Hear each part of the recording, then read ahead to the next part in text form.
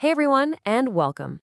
If you've ever wanted to make your English sound more natural, more like a native speaker, you are in exactly the right place. Today, we're diving headfirst into the amazing world of idioms. You know, those colorful, picture-like phrases that are pretty much the heartbeat of the English language. And they're not just for fun. They're absolutely essential for real fluency and for crushing those competitive exams. So let's get into it. So, right off the bat, I've got a question for you. Have you ever heard someone use this phrase, a sword of Damocles? It sounds super dramatic, right? Well, hang tight because we are definitely going to unpack what this intense image means a little later on.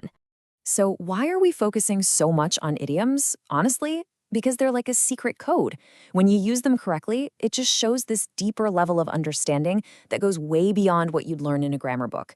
And for anyone gearing up for exams like the SSC CPO, getting a handle on idioms can be what pushes your score from pretty good to absolutely fantastic. It just makes your language richer and your understanding way sharper. Okay, to really get a feel for these, we're going to go on a little journey today, organized by theme. We'll kick things off with the drive for ambition and success, then see how that often leads to a bit of conflict. From there, we'll navigate the tricky waters of deception and danger, maybe learn a thing or two from some folly, and hopefully arrive at a place of wisdom and judgment. It's really the story of life, told through these amazing little phrases. All right, section 1. Let's start right at the beginning, with ambition. This first batch of idioms really paints a picture of what it's like to start something new and what it feels like when you finally make it to the top. I love this slide because it shows the whole arc of a career, you know? On one side, you have to hang out one's shingle. All that means is to start your own business or your own professional practice. It's that first big, hopeful step. And on the other side, to live in clover. Now that's the goal, right? It means you're living a life of total ease and luxury, from hanging up a little sign to living in absolute comfort. Of course, success isn't just about money. It's also about how you carry yourself. To ride the high horse describes someone who acts all superior and arrogant. You know, what can happen when success kind of goes to your head? But then you have to burnish one's escutcheon. This is totally different. It means to actively work on improving your reputation. So you see the two sides of success, right? You can let it make you arrogant, or you can carefully manage how people see you. But let's be real, the road to success is almost never a straight line. It's usually full of challenges and people getting in your way. Which brings us perfectly to our next theme. This next group of idioms gives us the words we need for conflict and confrontation.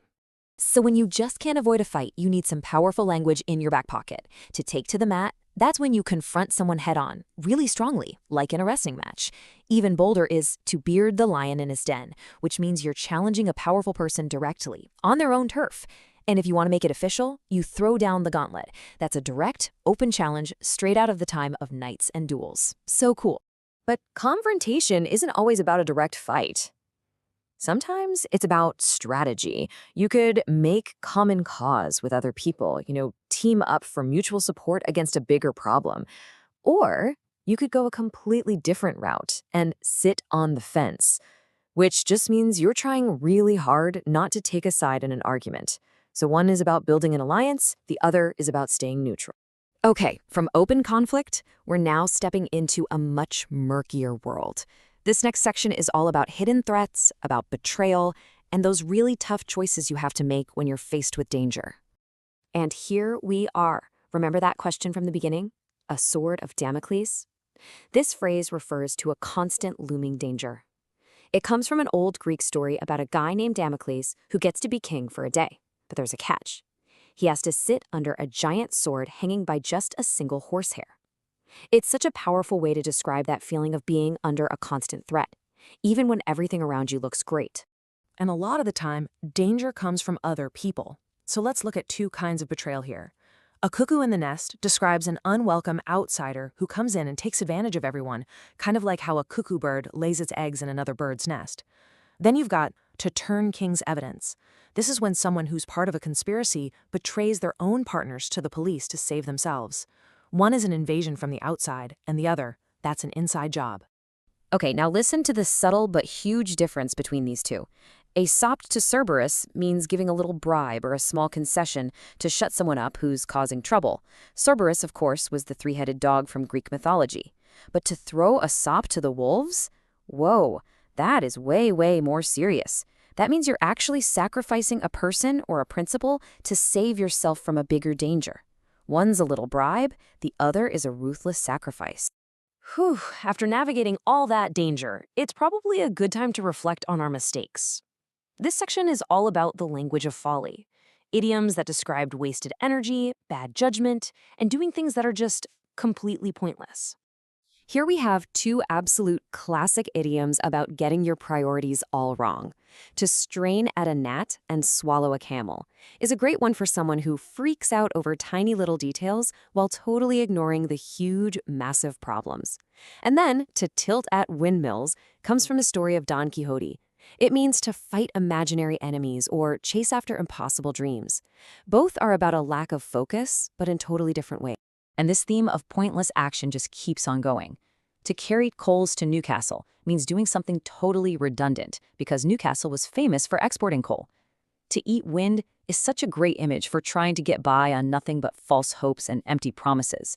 And finally, to upset the apple cart, that's when you mess up a perfectly good plan, usually through carelessness. 3 different ways to say it all went wrong.